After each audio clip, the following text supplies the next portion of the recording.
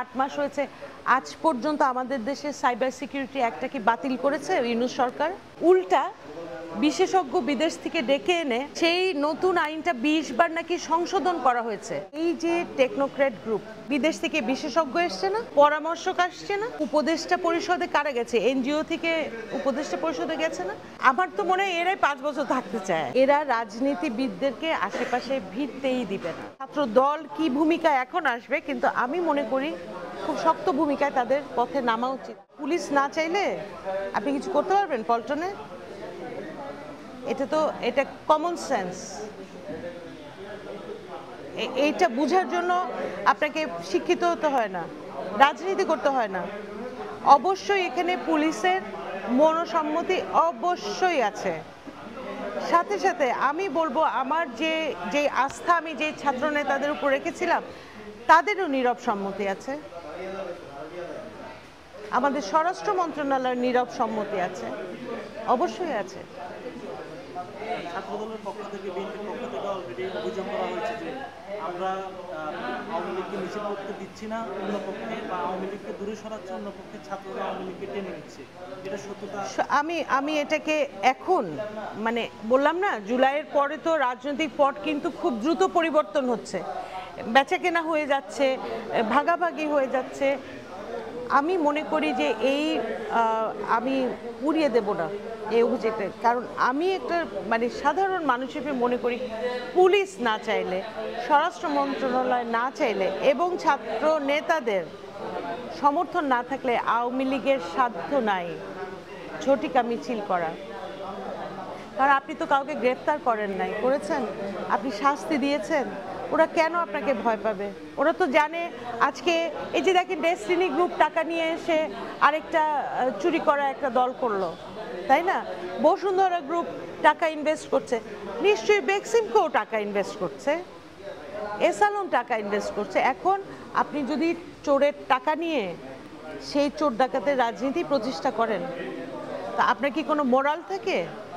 আপনি কোন মোরালে আপনি আওয়ামী লীগকে ফেস করবেন? এবং আমি জানি না ছাত্র দল কি ভূমিকা এখন আসবে, কিন্তু আমি মনে করি খুব শক্ত ভূমিকায় তাদের পথে নামা উচিত। কারণ আবার আমি রিপিট করি, সবাই কিন্তু এনসিপি, বৈষম্য, এই নাগরিক কমিটি, এবিসিডি দলে ঢুকে যায় নাই। বেশিরভাগ যে আমজনতা, সাধারণ মানুষ ছিল রাজপথে, তারা কিন্তু রাজপথ ছেড়ে চলে যায় নাই। কাজে এই যে একটা সাপোর্ট সাধারণ মানুষের পাবেন, গরিবের সন্তানরা জীবন দিয়েছে, মানে এটা আমি ব্যক্তিগত জায়গা থেকে বলছি। আওয়ামী লীগকে যারা ব্যাক করতে দিবে তারাই শেষ হয়ে যাবে। যারা এখনো ভাবছে যে একটু বুকে চিনচিনে ব্যথা হয়, হ্যাঁ 32 নম্বর ভাঙলে ওদের কষ্ট হয়, এই যে বামরা, সিপিবির মতো যে বাম দলগুলো আছে না, এদেরও ব্যথা হচ্ছে। এরা তো আওয়ামী লীগের বি টিমই ছিল, ভারতের পোষা টিমই তো এরা ছিল। এখন এটা একটা তছনছ হয়ে গেছে, ওরা এখন আবার পুনর্বাসনের পথটা খুঁজছে।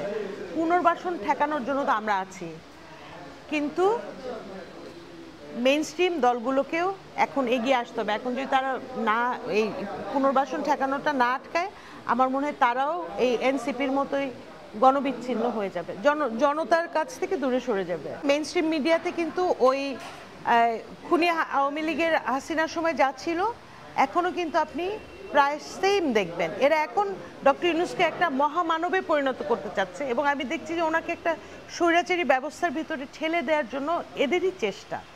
এখানে ব্যবসায়ী গ্রুপ আছে, প্রথমত হচ্ছে ব্যবসায়ী গ্রুপ, তারা টাকা ইনভেস্ট করছে, টাকা খাটাচ্ছে। কালো টাকা তো হাসিনার আমলে কম হয় নাই। সাংবাদিক গ্রুপ আছে, এরাও এই কাজটা করছে, এবং কিছু সাহিত্যিক এবং লেখক সাহিত্যিক। আপনি বলেন প্রথম আলো যে আনিসুল হক, সাজ্জাদ শরীফ গং, এরা কি কোথাও গেছে? কোথাও তো যায় নাই, এই শহরেই তো আছে। তারপরে এই যে আপনার সিলেটের যে হুমায়ুন আহমেদের ভাই যে জাফর ইকবাল, এই গংটা আছে না, ফারুকিও আছে, এই গ্রুপটাও আছে। এরা কি করছে? এরা আপনাকে কিনছে, আপনাকে ট্রাই করছে, মানুষকে কিনে বেড়াচ্ছে টাকা দিয়ে। এই যে বিক্রি হয়ে যাওয়া গ্রুপটা না, এরাই এখন মিছিল করছে ডক্টর ইউনূসকে 5 বছর আগে। মানে এটা খুব হাস্যকর লাগে না? এদেরকে কি করতে হবে? এরা তো পুনর্বাসিত হবে। আমাদের তো দরকার ছিল একটা জাতীয় সরকার, একটা বিপ্লবী সরকার, জাতীয় সরকার দরকার ছিল, সে তো হয় নাই, হয়ে গেছে টেকনোক্র্যাটদের সরকার। আপনি দেখেন না যে ইংরেজি ভাষায় আপনি একটা স্টেজে ইংরেজিতে ঝকঝকে কথা বলবেন, একটা স্টেজ পারফরমেন্স করবেন, সেটাকে আমাদের জাতীয় ছাত্র নেতারা মনে করছে যে জীবনে কখনো দেখেছেন কাউকে ইংরেজি নিয়ে কথা বলতে? আমার তো প্রশ্ন, ওই যেই বক্তব্য তোমরা উচ্ছ্বসিত হচ্ছে এবং আমাদেরকে বলছো উচ্ছ্বসিত হও, সেখানে কি গণহত্যার বিচারের কথা ছিল?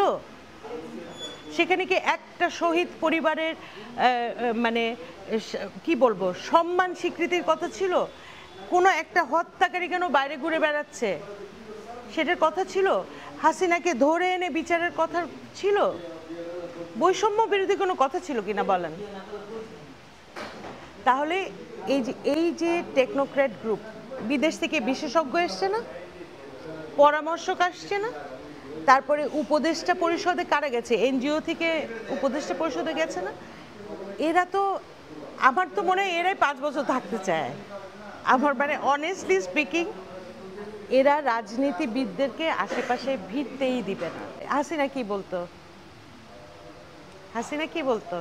উন্নয়নের সাগরে আমরা ভেসেছিলাম না, কিন্তু আমরা কি তাই বলে মানে গুম খুন জেল জুলুম, মানে সমাজে তো দুইটা অংশ আছে। একটা অংশ আছে আপনি মেট্রো রেল দেখছেন, মেট্রো রেলকে ঘিরে করাপশন হয়, দুর্নীতি হয়, সেই দুর্নীতিবাজরা ওই করাপশন টিকিয়ে রাখার জন্য কি করে? আপনি বিপক্ষে কথা বলে আপনাকে মামলা দিবে, আপনাকে গ্রেফতার করাবে, আপনি যদি আরও করাপশনের কথা বলেন আপনাকে গুম করে দিবে।